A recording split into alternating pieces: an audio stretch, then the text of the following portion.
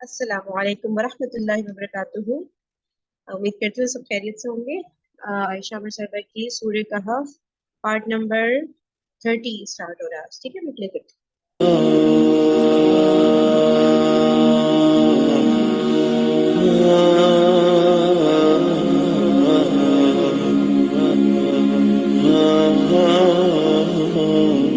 اور جو بھی مستقبل کی بات آپ کرنا چاہیں گی آپ اس کے اوپر انشاءاللہ جو ہیں وہ جب کہیں گی تب اپنا معاملہ اللہ کے حوالے کریں گے.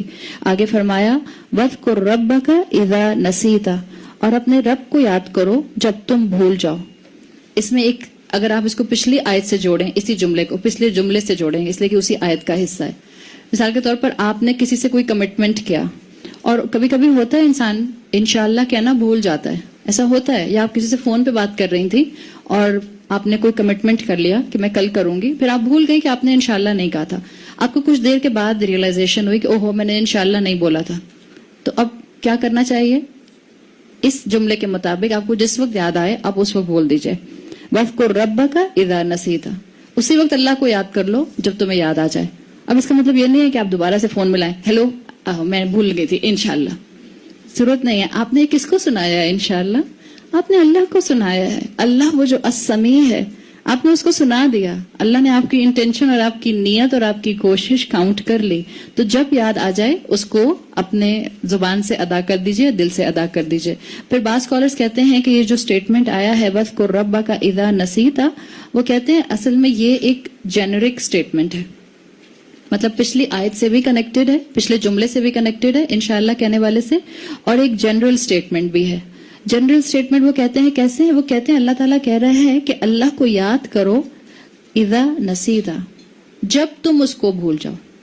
یہاں یہ نہیں آیا ان نسیتا, اللہ کو یاد کرو اگر تم اس کو بھول جاؤ. دو سٹیٹمنٹ آتے ہیں نا, ایک آتا ہے ان اور ایک آتا ہے اذا. دونوں میں فرق ہے. جیسے ایک انگریزی میں آتا ہے اف اور ایک آتا ہے وین, دونوں میں فرق ہے.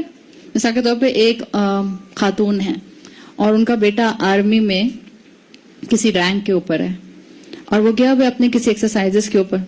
تو وہ اپنے کوئی گھر میں مہمان آتا ہے تو اس کو کہتی ہیں کہ میرا بیٹا جو ہے وہ فلاں جگہ کسی جو ہے وہ مشن پہ گیا ہوا ہے, کسی جگہ پہ چلیں جنگ کرنے گیا ہوا ہے.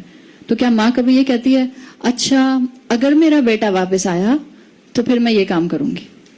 آپ ایسے کہیں گی؟ کیا کہیں گی؟ جب میرا بیٹا واپس آئے گا تو میں یہ کام کروں گی. تو دونوں میں فرق ہے, if and when. جب آپ کہتی ہیں اگر میرا بیٹا واپس آیا, اس کا مطلب آپ کو زیادہ امید نہیں ہے. آپ نے کہا ٹھیک ہے آیا نہیں آیا نہیں آیا, مجھے کون سی پرواہ ہے, اللہ نہ کرے ہم ایسی ماہیں بن جائیں. اور جب آپ کہتی ہیں کہ جب میرا بیٹا واپس آئے گا اس میں امید ہے, تو اللہ تعالیٰ یہاں کیا کہہ رہے ہیں وَاذْكُرْ رَبَّكَ إِذَا نَسِيتَ, اپنے رب کو یاد کرو جب تم بھول جاؤ. اس کا مطلب کیا ہے؟ آپ بھولیں گی, آپ رب کو بھولیں گی. یہ دنیا ہے, یہ دنیا اپنی طرف کھینچتی ہے. کام کیا ہے؟ جس وقت آپ اللہ سے غافل ہوں اور آپ کو احساس ہو کہ آپ غافل ہو گئی ہیں, ٹرن بیک ٹو اللہ, واپس آئیں اللہ کی طرف. اللہ اپنے بندوں کو تھامنے والا ہے اور اللہ اپنے بندوں کو موقع دیتا ہے کہ اللہ کا بندہ اللہ کی طرف واپس پلٹ آئے. اور اللہ نے یہاں پر رب کا کہہ کے اگین مینشن کر دیا, حالانکہ پیچھے آیا تھا الا ان یشاء اللہ. جب تم کہو, جب تم یہ کہو گے بات کہ میں یہ کام کل کر دوں گا, تو جب اللہ نے چاہا. ٹیکنیکلی یہاں آتا وَاذْكُرْهُ, اور اس کو یاد کرو جب تم اس کو بھول جاؤ. آٹومیٹک اللہ کے لیے بات ہوتی نا. وَاذْكُرْ رَبَّكَ کہہ کے کیا بات آئی؟ اپنے پرسپیکٹو کو درست کرو. ایک غلام, رب کا اپوزٹ کیا ہوتا ہے؟ عبد, اور عبد کہتے ہیں غلام کو. ایک غلام اپنے مالک سے اپنی توجہ نہیں ہٹا سکتا. اگر ہٹ گئی ہے کوئی بات نہیں, دوبارہ اپنے رب کی طرف کر لو. دنیا میں رہتے ہوئے کئی مرتبہ ایسا ہوتا ہے کہ ہماری دل کے اندر جو دل کی کشتی ہے یا دنیا ہے وہ ڈوب جاتی ہے گناہوں کے اندر. اللہ یہاں امید دلا رہا ہے وَاذْكُرْ رَبَّكَ إِذَا نَسِيتَ. تمہیں جس وقت بھی یاد آئے کہ اللہ میری زندگی میں ویلیو رکھتا ہے, اللہ میرا رب ہے, ٹرن بیک ٹورڈز ہم. بعض اوقات انسان اپنی زندگی میں اتنے گناہ کرتا ہے کہ اس کو لگتا ہے کہ اس کی دل کی کشتی راک باٹم میں ہے گناہوں کے, تو کیا کرے؟ وہیں رہے؟ نہیں. اللہ اپنے بندے کو مشکل میں اگر ڈالتا بھی ہے یا بندہ اپنے عمل کی وجہ سے مشکل میں جاتا ہے، اللہ چاہتا ہے یہ بندہ دوبارہ اوپر اٹھے. جیسے امام ابن القیم کہتے ہیں کہ جب اللہ تعالیٰ نے آدم علیہ السلام کو زمین پر بھیجا بی بی حوا کے ساتھ، تو شیطان بہت خوش ہوا، اس لیے کہ اس کو یہ لگا کہ جنت سے ان کو جو ہے وہ ڈیپورٹ کر دیا گیا ہے اور دنیا میں بھیج دیا گیا جو کہ کم ویلیو کی جگہ ہے. امام ابن القیم کہتے ہیں کہ اس کو یہ نہیں معلوم تھا کہ اللہ نے جو آدم علیہ السلام کو زمین پر بھیجا ہے یہ بالکل ایسے ہے کہ جیسے ڈائیور جو غوطہ لگانے والا ہوتا ہے وہ جتنا ڈیپ سمندر میں جاتا ہے وہ اتنے پرز لے کر اوپر اٹھتا ہے. تو اگر آدم علیہ السلام کو زمین پر بھیجا تھا تو ان کے درجات کی بلندی کے لیے ان کو اس امتحان میں ڈالا تھا. اس چیز کو یہاں مینشن کیا گیا ہے اور یہاں بھی ہم سب کے لیے اس میں بہت بڑی جو ہے وہ انسینٹیو ہے کہ جب ہم اللہ کو بھول جائیں ہم دوبارہ سے اللہ کو یاد کر لیں. اچھا، یہ جو آیت ہے اس میں دو چیزوں کا بیلنس بہت خوبصورت سکھایا گیا ہے اور میرا خیال ہے وہ بہت اہم سبق ہے جو ہمیں یاد رہنا چاہیے. آپ لوگوں نے سیلف ہیلپ سیمینارز کبھی اٹینڈ کیے؟ وہ جو آپ کو سکھاتے ہیں کہ you can do every thing, you can do any thing. Self help seminars اچھے ہوتے ہیں، میں ان کو نگیٹ نہیں کر رہی ہوں، لیکن وہ بیلنسڈ نہیں ہوتے. یہ جو ہمیں سکھایا جا رہا ہے کہ جب کوئی کام مستقبل میں کرنا ہو تو اس کی ڈپینڈنسی اللہ پر ڈال دو. اس کا مطلب کیا ہے کہ اپنی ایفرٹ ہوگی اور ایک امپورٹنٹ پارٹ یہ ہوگا کہ اللہ مجھ سے یہ کام کروائے گا. یہ جتنے بھی سیلف ہیلپ سیمینار ٹائپ چیزیں ہوتی ہیں اس میں یہ سکھایا جاتا ہے کہ یو کین ڈو اٹ، آپ کر سکتے ہیں، آپ کر سکتے ہیں، آپ یہ بھی کر سکتے ہیں، آپ یہ بھی کر سکتے ہیں، آپ یہ بھی کر سکتے ہیں. اتنا تو ٹھیک ہے لیکن یہ انکمپلیٹ ہے. اس میں کیا ہوگا کہ انسان کو سارا کا سارا جو کریڈٹ ہے وہ اپنے اوپر لگتا ہے. جیسے بعض بچے نہیں ہوتے، وہ کہتے ہیں ابھی سے کیا پڑھنا شروع کر دوں، ایگزام 2 ہفتے کے بعد ہے، بس 1 ہفتے کے بعد پڑھنا شروع کر دوں گی، ہاں میں کر لوں گی. آپ نے کوئی اور ٹارگٹ اچیو کرنا ہے اور آپ کہتے ہیں کہ اچھا ابھی تو بہت دن ہے، میں 2 دن میں کر لوں گی، میں بہت تیز کر لیتی ہوں. ساری ریلائنس اپنے عقل کے اوپر، اپنی کیپیسٹیز کے اوپر اور اپنی اسٹرینتھ اور طاقت کے اوپر. یہ جہاں تک سکھانا ہے یہ انکمپلیٹ سکھانا ہے. تو ایک یہ ہے چیز کہ جس میں سارے کا سارا فوکس اپنی ذات پر ہو جاتا ہے، میں کر سکتی ہوں، میں سب کر سکتی ہوں. اور ایک اس کے اپوزٹ ایکسٹریم ہے، بھئی سب کچھ تو اللہ ہی کرتا ہے، میں نے کیا کرنا ہے، میں تو ایک حقیر سے اللہ کی بندی، I am dust of the people's feet, مجھے کیا ضرورت پڑی ہے کچھ زیادہ کرنے کی. اور پھر وہ اس طرح کا انسان کا نقصان. یہ دوسری ایکسٹریم ہے، ارے میں تو ایک نطفے سے بنی ہوں، ایک سپرم سے بنی ہوں، ویلیو ہی نہیں ہے کوئی میری، میں کون ہوتی ہوں کچھ کرنے والی، طاقت ہی نہیں ہے میرے میں. یہ ایک دوسری ایکسٹریم ہو گئی. سیلف لودنگ کا شکار ہو جاتا ہے ایسا انسان.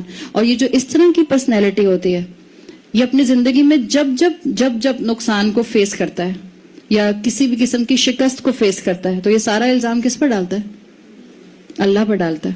اللہ نے ہی نہیں چاہا کہ میں اوپر جاتا، اللہ ہی نے نہیں چاہا کہ مجھے ترقی ملتی، اللہ نے ہی نہیں چاہا کہ میں جو ہوں فلرش کرتا اور کامیاب ہوتا. ان دو چیزوں کا بیلنس اس آیت میں سکھایا گیا. اپنی طرف سے پورا ارادہ کہ میں یہ کام کروں گی، اپنی طرف سے پوری سٹرگل کہ میں اس کام کو کمپلیٹ کروں گی، اور اس کے بعد نتیجہ اللہ پر چھوڑ دینا انشاءاللہ کہہ کے کہ اگر اللہ نے چاہا تو یہ میرا کام کمپلیٹ ہو جائے گا. آپ دیکھیں زندگی میں کبھی ایسا ہوتا ہے، بلکہ زیادہ تر ایسا ہوتا ہے کہ جو ہم پلان کرتے ہیں ویسا ہی اللہ کا بھی پلان ہوتا ہے تو ہمارے کام ہو جاتے ہیں. زیادہ تر ایسا ہی ہوتا ہے نا. لیکن کبھی ایسا بھی ہوتا ہے کہ جو آپ پلان کرتے ہیں، آپ پوری ایفرٹ کرتے ہیں، آپ پوری کوشش کرتے ہیں، لیکن پھر اس کا اینڈ ریزلٹ ویسا نہیں ہوتا، اس لیے کہ جو آپ نے پلان کیا وہ اللہ کا پلان نہیں تھا. ایسا ہوتا ہے نا. جیسے مثال کے طور پر کل ہمارے ساتھ ہوا، ہم نے اپنے اسباب کر لیے، ہم نے لیپ ٹاپ کنیکٹ کر دیا مکسر سے، ہم نے کیبل لگا دی، ہم نے ریکارڈنگ چیک کر لی، سب کچھ کر دیا. جو کلاس کے بعد ہم نے اس کو ریٹریو کرنے کی کوشش کی تو ریکارڈنگ سیف نہیں ہوئی. تو آپ اسباب کر لیں، اس کے بعد کوئی چیز آپ کی فیور میں نہ ہو تو اس کا مطلب ہے کہ اب آپ معاملہ اللہ پر چھوڑ دیں. اور آپ یہ اپنی زندگی پر اپلائی کر کے دیکھیں. ایک بچہ جس اسکول میں ایڈمیشن لینا چاہ رہا تھا اس کو اسکول میں ایڈمیشن مل گیا تو شاید اللہ یاد بھی نہیں آتا شکریہ کرنے کے لیے، الحمدللہ کرنے کے لیے. زیادہ تر تو وہی ہوتا ہے جو ہم چاہ رہے ہوتے ہیں. لیکن آپ جو کرنا چاہ رہی تھی وہ نہیں ہوا، اس وقت اپنے آپ کو ایمان پر سٹیبل رکھنا آسان ہوتا ہے یا مشکل ہوتا ہے؟ بہت مشکل ہوتا ہے. لیکن یاد رکھیں انسان یہی ہے، اسی وقت اللہ کو یاد کرنا ہے. وَاذْكُرْ رَبَّكَ إِذَا نَسِيتَ. اپنے آپ کو یاد دلائیں کہ اصل میں اختیار اللہ کے ہاتھ میں ہے. اللہ جانتا ہے کہ کیا میرے لیے اچھا ہے اور کیا میرے لیے برا ہے, اور یقین رکھیں کہ سب سے اچھا پلان صرف اور صرف میرے لیے اللہ کا ہو سکتا ہے. آگے فرمایا وَقُلْ عَسَىٰ أَن يَهْدِيَنِي رَبِّي لِأَقْرَبَ مِنْ هَٰذَا رَشَدًا, اور اس طرح کہو کہ امید ہے کہ میرا رب مجھے ہدایت دے گا, راستہ دکھائے گا, مجھے گائیڈ کرے گا, اور جو کچھ میرے لیے سب سے بہتر ہوگا. یہ الفاظ اسکالرز کہتے ہیں ایک طرح سے دعا بھی ہے اور ایک آپٹمسٹک مائنڈ سیٹ رکھنے کا سٹیٹمنٹ بھی ہے. امید ہے, یہ جو عصا آتا ہے عربی زبان میں, اس کا مطلب ہوتا ہے رجا, امید, ہوپ. امید ہے کہ اللہ تعالیٰ میرے لیے ہدایت کا معاملہ کرے گا. یعنی آپ اپنے معاملات کو کوشش کے بعد جب اللہ کے اوپر چھوڑ دیں گی تو یہ آپ کا کیا مائنڈ سیٹ بنائے گا؟ یہ ایک بہت پازیٹیو پرسنالٹی ہے. اور یہ پازیٹیو پرسنالٹی کیسے آپ کو اپنے آس پاس آج کل نظر آئے گی, اور آپ کو بنانی ہے اپنی پازیٹیو پرسنالٹی جس میں امید ہے. عسیٰ ان یہدینی ربی لاقرب من ھذا رشدا, میرا رب مجھے امید اچھی طرف لے کر جائے گا. Please people of optimistic approach بنیے. آج ہمارے ہاں آلریڈی بہت نیگیٹیوٹی ہے. بعض اوقات ہمارے آس پاس لوگ ہوتے ہیں جن کو ہر چیز پریشان کر رہی ہوتی ہے. اپنا ایک اصول بنا لیں, میرا مستقبل کس کے ہاتھ میں, یہ ہم سب جانتے ہیں. تو پھر اتنا ہلاتے کیوں رہتے ہیں, اور خود بھی ہلاتے اور اوروں کو بھی ہلاتے رہتے ہیں. کہتے ہیں خبریں دیکھی تھی, اللہ کیا ہو رہا ہے پاکستان میں. تم نے ہیٹ ویو کے بارے میں سنا, 50 سے کراس کر جائے گا, پتہ نہیں دیکھنا کتنے لوگ مر جائیں گے. ہائے ہائے, میرا تو روزہ ہی خراب ہو رہا ہے سوچ سوچ کے. ہر بات میں سے ایک پریشانی کا اینگل پاپ اپ کرنے والے. تم نے کیلے دیکھے کتنے بڑے بڑے, لگتا ہے انجیکشن لگا کے بڑے کیے. تم نے آم دیکھے کتنے میٹھے ہیں, لگتا ہے اس میں شوگر انجیکٹ کی ہوئی ہے. کوئی چیز رہ گئی ہے؟ نہیں, ابھی تو بہت لمبی لائن ہے. آپ کی یہ کیفیت طبیعت کی آپ کو بھی انٹرنلی کمزور کرے گی, آپ کو اندر سے ویور کرتی رہے گی, اور آپ لوگوں کو بھی ویور کرتے رہیں گے. اپنے زندگی میں ایک اصول اپنا لیں, مشکلات کو منیمائز کرنے والے بن جائیں اور خیر کو میگنیفائی کرنے والے بن جائیں. مستقبل اللہ کے ہاتھ میں ہے. ان ڈیبیٹس کا, ان باتوں کا کوئی فائدہ ہوتا ہے؟ کوئی فائدہ نہیں ہوتا. اگر کسی نے کیلے کو انجیکشن لگائے ہوئے ہیں, اب آپ بتائیں کیا کریں گی؟ جس ریڈی والے سے لیا تھا اس کے پاس جائیں گی, یا جس دکان سے خریدا تھا گروسری اسٹور سے اس میں جائیں گی؟ کہیں گے آپ نے کہاں سے منگوائے تھے کیلے, ذرا مجھے بتائیے. پھر آپ وہاں جائیں گی جہاں وہ پہنچے تھے, اس کے بعد آپ وہاں فائنلی اس کھیت تک پہنچ جائیں گے جہاں سے کیلے آئے ہیں. کیا کر لیا آپ نے؟ کچھ نہیں کیا آپ نے. آپ وہ کریں جو آپ کر سکتے ہیں. بیٹھیں اور علم حاصل کریں, عمل درست کریں, اور لوگوں تک اس علم کو پہنچائیں تاکہ لوگوں کے اندر سے دھوکہ دینے کی چیز جو ہے وہ ایلیمنٹ ختم ہو جائے. اللہ تعالیٰ یہاں یہی بتانا چاہ رہے ہیں کہ مومن جو ہے وہ آپٹمسٹک اپروچ رکھتا ہے, چیزوں کو دیکھ کر پریشان نہیں ہوتا بلکہ ان کا حل تلاش کرنے کی کوشش کرتا ہے. عسیٰ ان یہدینی ربی کے اندر یہی امید ہے کہ میرا رب مجھے امید دے گا, میرے لیے بہتری کرے گا, میرے معاملات کو آسان کرے گا. اور یہ بات کہنا, پڑھنا قرآن کے اندر سب سے آسان ہوتا ہے, لیکن جب مشکلات آتی ہیں, جب چیزیں ان پلیزنٹ ہوتی ہیں, جب اولاد آپ کی مرضی کے مطابق گروم نہیں ہوتی, جب سسرال والے آپ کی مرضی کے مطابق آپ کو خوش کرنے والے کام نہیں کرتے, جب میکا جو ہے وہ بھی آپ پر طنز کے بارش کر رہا ہوتا ہے, جب آس پاس کی دوستیں جو ہیں وہ بھی آپ کا ساتھ نہیں دے رہی ہوتی ہیں, اس وقت امید رکھنا کہ انشاءاللہ مستقبل بہت اچھا ہوگا, اللہ مجھے بچائے گا. یہ بہت بڑا امتحان ہوتا ہے. لیکن جیسے اصحاب کہف کے نوجوان اس آزمائش میں سے گزر گئے اور اللہ پر توکل کر کے, جہاں کوئی سبب نہیں تھا, کوئی اسباب نہیں تھے, انہوں نے اللہ پر توکل کر کے اپنے قدم اٹھائے, اللہ تعالیٰ ان کے لیے اسباب کو کریٹ کرتے رہے. اللہ یہاں پر ہمیں بھی یہی مقصد بتانا چاہ رہے ہیں کہ ساری ڈیپینڈنسی اللہ پر رکھیں. آج اسلام کے بارے میں کئی ورژنز آپ کو نظر آتے ہیں نا, اس لیے کہ یہ حقیقت ہے کہ ہم جس ٹائم میں رہ رہے ہیں اس وقت اوور لوڈڈ انفارمیشن ہمارے پاس سب جگہ سے آ رہی ہے. یہ حقیقت ہے, اوور لوڈڈ ہیں ہم سب لوگ انفارمیشن سے.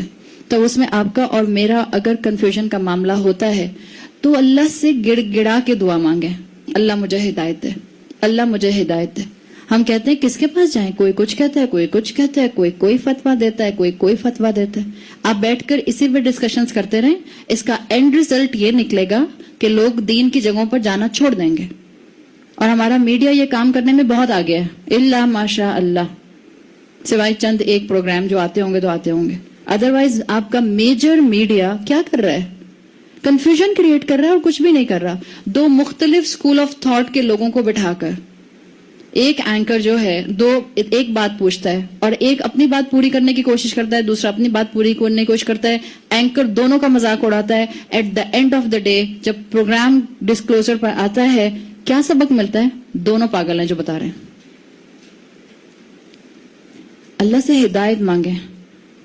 میں کہنا نہیں چاہ رہی مگر فی الحال جو نظر آ رہا ہے جنرلی ٹی وی کا میڈیم دین سیکھنے کے لیے از ناٹ اپروپریٹ. آپ اور کنفیوز ہو جائیں گے جو اس وقت ہو رہا ہے اور جو کیا جا رہا ہے اور جو پریزنٹ کیا جا رہا ہے. اللہ ہدایت دے, ہمیں سب سے اچھی امید ہے, اس لیے کہ وہاں بھی سب مسلمان بیٹھے ہیں. اور اللہ کس وقت کس کے دل میں اپنی محبت کا ایلیمنٹ بڑھا دے واللہ عالم, اللہ بہتر جانتا ہے. لیکن دین سیکھنے کے لیے ٹی وی کا ایلیمنٹ نہیں ہے. آپ اگر آج کنفیوز ہیں, آپ اگر آج یہ سمجھتی ہیں کہ یا اللہ میں کہاں جاؤں دین پڑھنے کے لیے, آپ اگر یہ چاہتی ہیں کہ اللہ یہ جو کنفیوژنز پھیلے ہوئے ہیں ان میں سے کون سا حق ہے مجھے بتا دے, تو آپ نے راتوں میں اور نمازوں میں جاگ کے کتنا گڑ گڑا کے دعا کی, اللہ مجھے ہدایت دے. ایک دعا تھی جو ہم نے یہاں پڑھی تھی اصحاب کہف کی آیت نمبر 10 میں, ربنا آتنا من لدنک رحمہ وہیئ لنا من امرنا رشدا. ایک دعا کمپلیٹ ہے, گڑ گڑا کے تو مانگے اللہ سے, اللہ خاص اپنے پاس سے مجھے کلیئرٹی دے, اللہ خاص اپنے پاس سے مجھے حق کی راستہ دکھا دے تاکہ میں آپ کی ہدایت پر آ جاؤں. اور یہی چیز یہاں ڈسکرائب کی ہے, لِأَقْرَبَ مِنْ هَذَا رَشَدًا, اللہ مجھے اس پر لے آئے. من ہذا میں یہ سائن کہاں جا رہا ہے؟ اسکالرز کہتے ہیں آپ جہاں کھڑی ہیں ایمان میں, ہمیں جتنی بھی خواتین ہیں ہم سب کا ایمان الگ الگ ہے, ہم سب کا علم الگ الگ ہے, ہم سب کے نیکیوں کے جو پیرامیٹرز ہیں اور جو اس کی اسٹیج ریٹنگز ہیں وہ الگ ہیں اللہ کی نظر میں, اللہ بہتر جانتا ہے. ہم یہاں جتنی خواتین ہیں, ہم جب نماز پڑھتی ہیں ہم سب کا خشوع کا لیول الگ الگ ہوتا ہے. اپنے آپ کو اپنے آپ سے کمپیئر کیجئے اور کوشش کریں کہ نیکیوں میں آپ کا آج آپ کے یسٹرڈے سے گزرے ہوئے کل سے بہتر ہو. یہ ہے من ہذا رشدا کہ اللہ مجھے بہتر کر دے. اللہ سے کہیں اللہ مجھے ہر دن تھوڑا بہتر کر دے, اللہ مجھے ہدایت دے. اور یہی چیز انسان کو جو ہے وہ عمل میں آگے سے آگے لے کر جاتی ہے. اللہ تعالیٰ نے یہ کہانی جو سنائی تھی قریش کے لوگوں کو, اللہ نے اتنی ڈیٹیل دے دی جتنی انہوں نے مانگی بھی نہیں تھی. جتنا یہ یہود سے پوچھ کر آئے تھے اس سے زیادہ ڈیٹیل اللہ تعالیٰ نے ان کو دے دی تاکہ ان کو پتا چل جائے کہ اصل علم کا خزانہ اللہ کے پاس ہے, سارے خزانوں کا کنٹرول اللہ کے ہاتھ میں ہے. جو اس وقت کے مسلمان ہیں ان کو تسلی مل جائے کہ تمہارے سے پہلے اور مسلمان بھی تکلیف اٹھا چکے, اور جو آنے والے مسلمان ہیں ان کو رول ماڈل مل جائیں کہ کیسے کریج کے ساتھ دین پر عمل کیا جاتا ہے.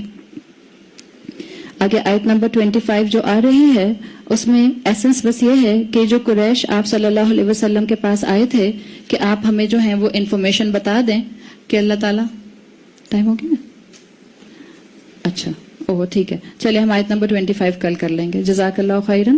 سبحانک اللہم و بحمدک نشہد ان لا الہ الا انت نستغفرک و نتوب الیک. جزاک اللہ خیرن. السلام علیکم ورحمۃ اللہ وبرکاتہ.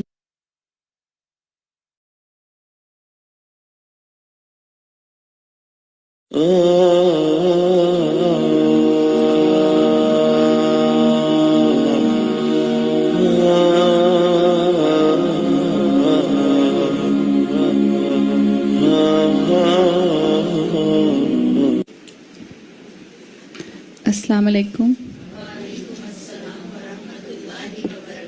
کیا حال ہے؟ الحمدللہ. کچھ گرمی کم ہوئی؟ الحمدللہ. چلیے شروع کرتے ہیں.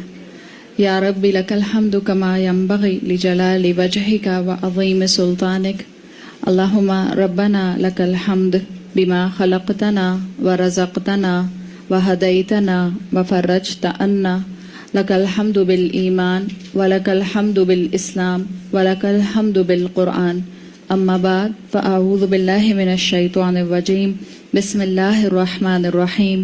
رب اشرح لی صدری वयस्सिर ली अमरी वहलुल उक़दतम मिन लिसानी यफ़क़हू क़ौली अल्लाहुम्मा सब्बितना इंदल मौती बिला इलाहा इल्लल्लाह। ए हमारे अल्लाह, हमें हमारी मौत पर कलमा ला इलाहा इल्लल्लाह पर साबित कदम रखिए, आमीन या रब्बल आलमीन। सूरतुल कहफ और सूरतुल कहफ में सूरतुल कहफ का दूसरा हिस्सा हम इस वक्त पढ़ रहे हैं, जिसमें असहाबे कहफ की कहानी जो है वो अल्लाह ताला ने बयान की है। आयत नंबर 24 तक हमने बात मुकम्मल कर ली थी। आयत नंबर 25 और आयत नंबर 25 में आप देखेंगी कि कुरैश जो कि असहाबे कहफ के बारे में रसूलुल्लाह सल्लल्लाहु अलैहि वसल्लम से इस वाक़े का पूछने आए थे, जितनी इन्फॉर्मेशन उनके पास यहूदी उलमा की तरफ से थी, उसी की बेसिस पर उन्होंने अल्लाह के रसूल सल्लल्लाहु अलैहि वसल्लम को चैलेंज किया था कि आप बताएं कि ये असहाबे कहफ कौन थे और इनका क्या मामला था। और अल्लाह ताला ने कुरान में जितनी इन्फॉर्मेशन इनको यहूदी उलमा ने दी थी, उससे कहीं ज़्यादा इन्फॉर्मेशन और क्लियर इन्फॉर्मेशन और वाज़ेह इन्फॉर्मेशन अल्लाह ने कुरान में दे दी। और अल्लाह ने वाज़ेह कर दी इनकी कहानी अहले किताब को भी, क्योंकि याद रखें कि अल्लाह के रसूल को चैलेंज करना, रसूल अल्लाह या किसी भी रसूल को चैलेंज करना किसको चैलेंज करने के बराबर होता है? अल्लाह के रसूल को चैलेंज करना अल्लाह को चैलेंज करने के बराबर होता है। और इन्होंने अल्लाह के इल्म को ललकारा था, तो अल्लाह ताला ने भी उस कहानी को एज इट इज, जैसी कि वो हकीकत थी, उसको बयान कर दिया और अनयूजुअल डिटेल्स दी, जो कि यूजुअली अल्लाह ताला कहानियों में नहीं देते कुरान की। आयत नंबर 25 में फरमाया वलाबिसु फी कहफिहिम सलासमिअतिन सिनीन, और वो गार में 300 साल तक रहे।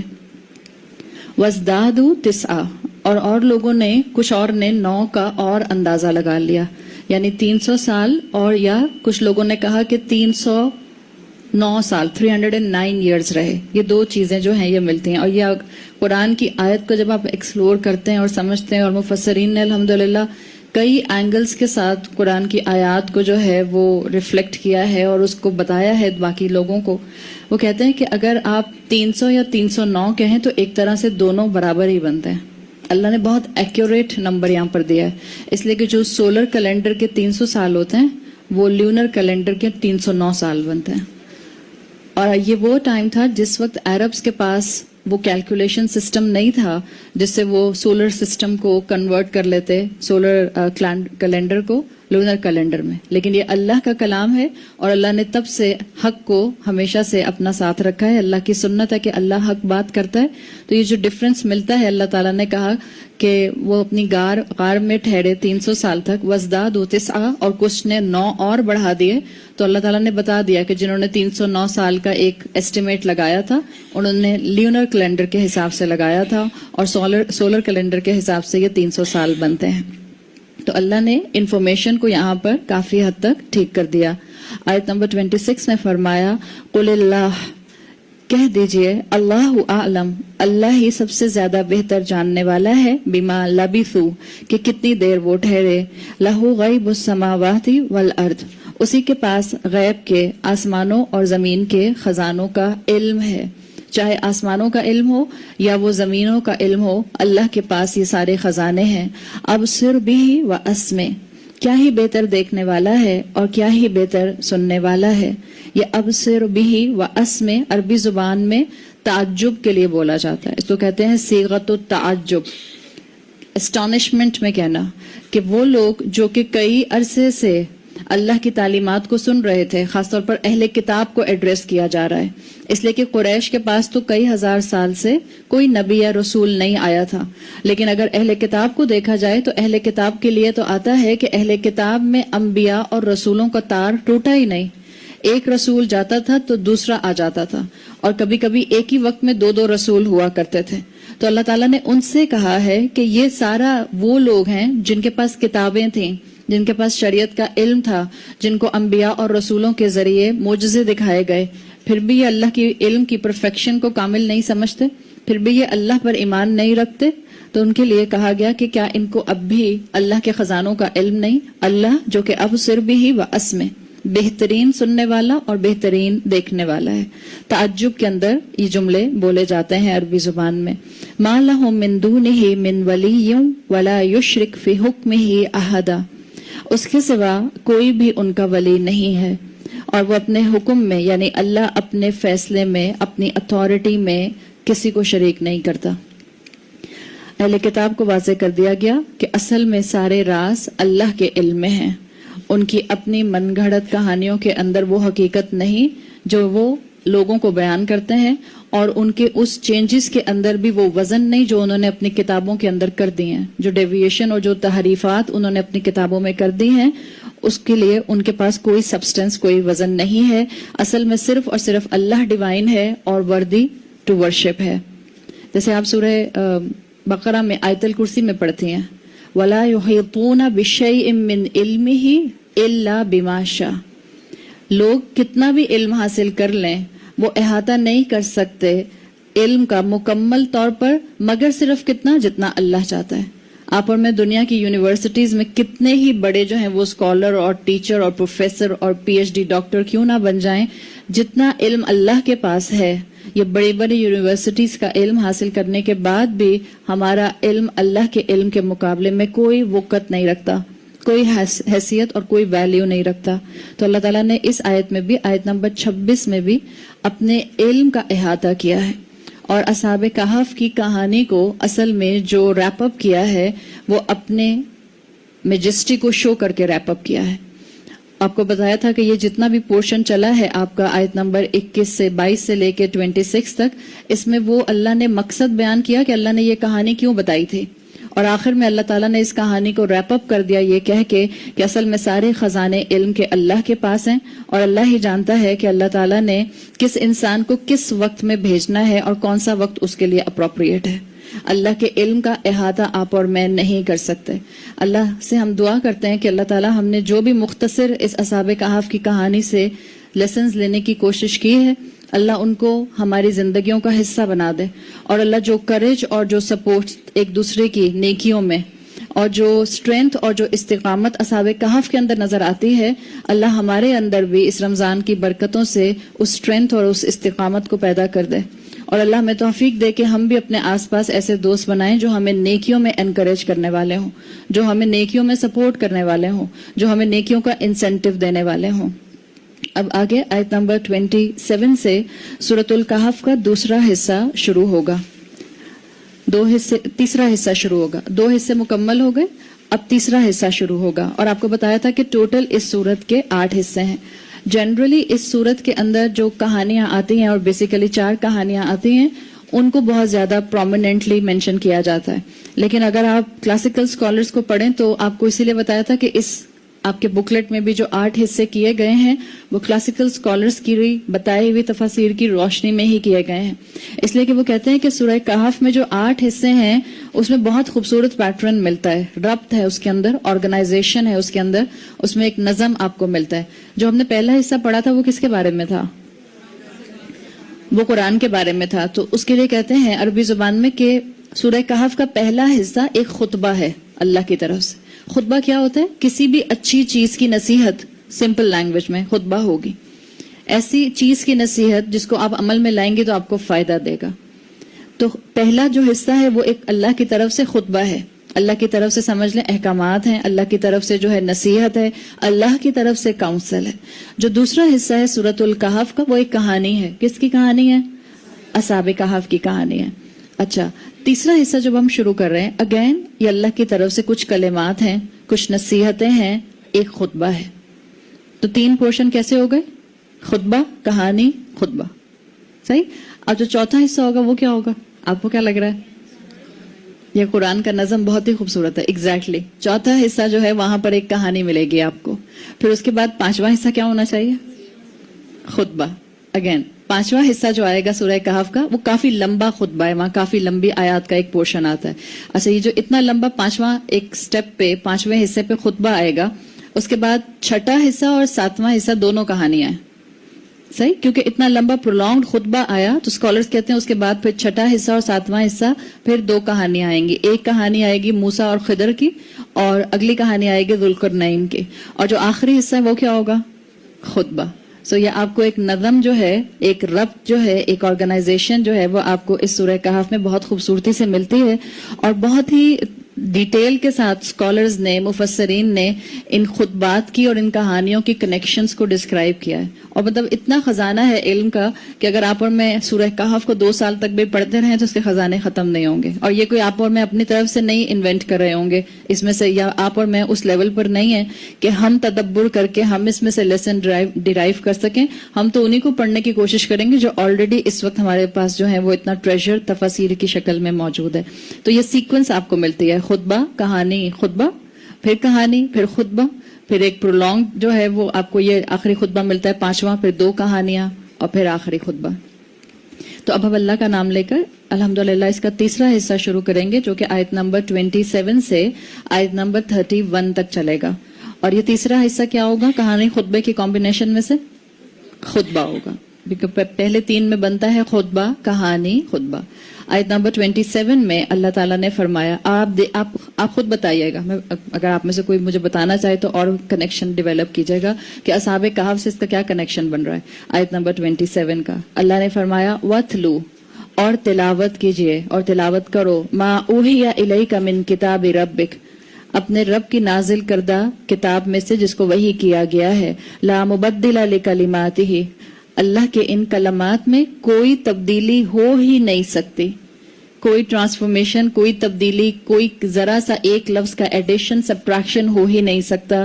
وَلَن تَجِدَ مِن دُونِهِ مُلْتَحَدًا, اور ہرگز تم اس کے علاوہ یعنی رب کے علاوہ کسی کو بھی بہترین پروٹیکٹر نہیں پا سکتے. اللہ سب سے بہترین جو ہے وہ پناہ دینے والا ہے. اصحاب کہف کی کہانی جو سنائی تھی اس میں اللہ تعالیٰ نے تسلی دی تھی ان اصحاب کہف کو کہ دیکھیں یہ جو آگے بڑھے, اللہ نے ان کو ہمت دی, وہ غار میں چھپے اور وہ سو گئے, اور پھر اللہ نے ان کی زندگی میں ان کو دکھایا کہ اللہ کی بات ماننے پر اللہ نے ان کو معجزہ بنا دیا. اور معجزہ بھی بنایا تو جب اٹھے تھے تو کیا ہوا تھا, سب واہ واہ ہی کر رہے تھے نا. تو یہ جو آپ کی اور میرے لیے بھی اگر کبھی آڈ ون آؤٹ بننا دین کی خاطر ہوتا ہے, چاہے وہ خاندانوں میں ہو یا وہ فرینڈز سرکل میں ہو, ہر وقت ایسا معاملہ نہیں رہے گا. ایمان رکھیں, اللہ ان کے دلوں میں آپ کی محبت, اللہ ان کے دلوں میں آپ کے لیے گنجائش, اور اللہ ان کے دلوں میں آپ کے لیے اکوموڈیشن ڈالتا ہے جیسے اصحاب کہف کے دل میں ڈالی تھی. تو اللہ تعالیٰ نے اصحاب کہف کی جو کہانی سنائی اس سے یہ پتہ چلتا ہے کہ ان کو بھی خود اللہ نے تسلی دی کہ اللہ عزت دیتا ہے مومنین کو. جس دور میں اصحاب کہف کی کہانی سنائی گئی اس دور کے مسلمان کون تھے؟ صحابہ کرام. ان کو تسلی دی گئی کہ اگر تم بھی ان کے فٹ سٹیپس پر چلو گے تو اللہ تم کو بھی عزت دے گا. اور اس کے بعد آنے والی تمام امت کو یہ بتا دیا گیا کہ ان اصحاب کہف کو اللہ نے غار میں پروٹیکشن دی تھی. آیت نمبر 27 کیا بتا رہی ہے کہ مسلمان امت کی پروٹیکشن کہاں ہے؟ قرآن میں. قرآن میں وَاتْلُ مَا أُوحِيَ إِلَيْكَ مِن رَبِّكَ. اصحاب کہف کی پروٹیکشن کہف تھی, غار تھی, اور آپ کی اور میری پروٹیکشن قرآن ہوگا.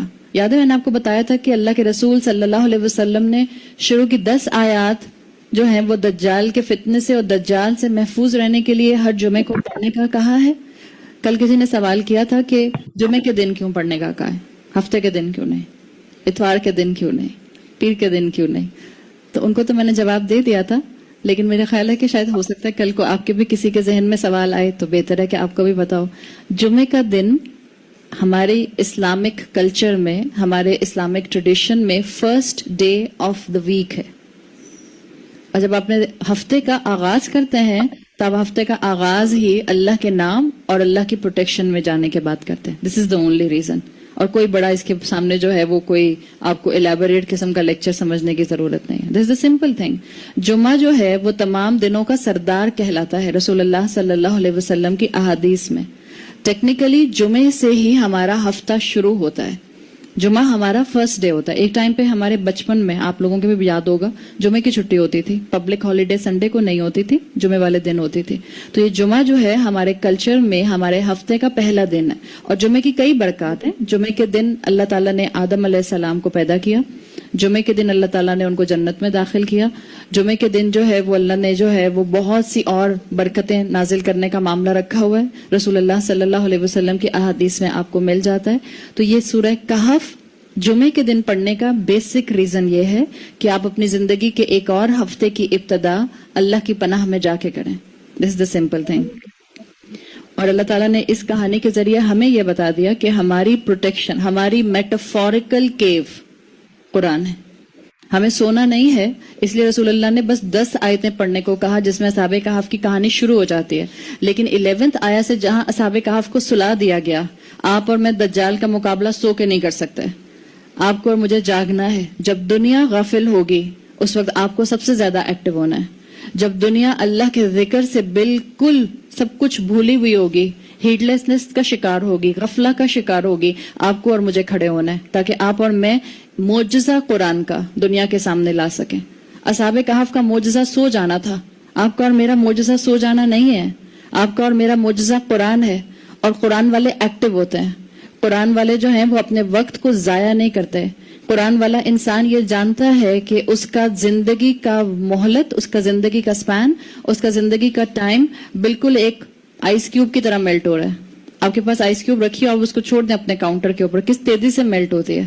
اسی طرح سے اسی تیزی سے آپ کی اور میری زندگی میلٹ ہو رہی ہے. تو آپ اور میں دنیا میں لاسٹ نہیں ہو سکتے. آپ اور میں وقت ضائع نہیں کر سکتے. آپ اور میں جو ہیں وہ دنیاوی لذتوں کا شکار ہو کر اپنی ذمہ داریوں سے غافل نہیں ہو سکتے. دکھ کے ساتھ یہ بات کبھی کبھی کہنی پڑتی ہے کہ ہم مسلمانوں کو دشمن نے اتنا نقصان نہیں پہنچایا جتنا ہم نے خود اپنے آپ کو نقصان پہنچایا. اور آج کل اگر یہ کہا جائے کہ ہمارا وقت اور کوئی ضائع نہیں کرتا جتنا ہم خود اپنے فونز کے اوپر ضائع کرتے ہیں، تو یہ کہنا غلط نہیں ہوگا. آپ اور میں وقت ضائع کرنے کے لیے اس دنیا میں نہیں بھیجے گئے ہیں. اور یاد رکھیے، مجھے اور آپ کو کوئی پناہ کے لیے غار نہیں ملے گی. آپ کو اور مجھے عمل کر کے دکھانا ہے، ایکٹیو ہونا ہے، ایگزامپل سیٹ کرنی ہے، اور کانفیڈنس کے ساتھ، کنوکشن کے ساتھ پراؤڈ مسلم بننا ہے. یہ ہے آپ کا اور میرا معجزہ. قرآن پر عمل کرنے والا، یہاں پر آئے نا وَاتْلُ مَا أُوحِیَ، تلاوت کیجئے. تلاوت جو ہے اس کے ایک مفہوم تو یہ بنتا ہے کہ آپ جو پڑھ رہے ہیں، جو سنایا جا رہا ہے، اس کو پیچھے پیچھے ریپیٹ کیجئے، اس کے ساتھ ساتھ چلیے. لیکن جو عربی میں گہرا مفہوم آتا ہے وہ یہ آتا ہے کہ اس کے الفاظ کے پیچھے پیچھے جائیے. اور جب آپ الفاظ کے پیچھے پیچھے جائیں گے تو صرف وربلی تو نہیں جائیں گے، مجھے اور آپ کو تو اس کے الفاظ کے پیچھے فزیکلی بھی جانا ہے، عملی طور پر بھی جانا ہے، پریکٹیکلٹی میں بھی جانا ہے. اور جب آپ پریکٹیکلٹی میں اس کتاب پر عمل کریں گی تو آپ پر اللہ تعالیٰ سکینت نازل کرے گا، ٹرینکویلٹی اتارے گا. آپ کو اللہ کی بات مان کر سکون ملے گا. آپ کے اندر اللہ تعالیٰ کانفیڈنس لے کر آئیں گے. اللہ کا دین اپنا کر شرمندہ ہونے سے چھوڑ دیں. یہ سب سے زیادہ امپورٹنٹ چیز ہے. جب آپ اللہ کی بات کو مانیں تو اللہ کی بات مان کر شرمندہ نہ ہو. Be confident. جتنا عمل کریں پورے کے پورے اعتماد کے ساتھ عمل کریں کہ یہ میرے اللہ رب العزت کا حکم ہے، میں اللہ کی بات مان رہی ہوں، میں اللہ کے لیے جو ہے اپنی زندگی کو آنر کر رہی ہوں. اللہ نے مجھے اشرف المخلوقات بنایا ہے، اللہ نے مجھے بیان کی طاقت دی ہے، اللہ نے مجھے نعمتیں دی ہیں، اللہ نے مجھے زبان دی ہے. اس زبان کو اللہ کی کتاب کے خلاف استعمال کریں گے؟ اس کتاب کو اللہ کی فرما برداری میں استعمال نہیں کریں گے؟ یہ زبان اللہ نے لڑائی جھگڑوں کے لیے نہیں دی تھی. یہ زبان اللہ تعالیٰ نے ایک دوسرے کو ہرٹ کرنے کے لیے بھی نہیں دی تھی. یہ زبان اللہ تعالیٰ نے گوسپس اور غیبت کرنے کے لیے بھی نہیں دی تھی. مگر انسان کا حال کیا ہے کہ انسان شیطان کی بات میں بہت جلدی آ جاتا ہے.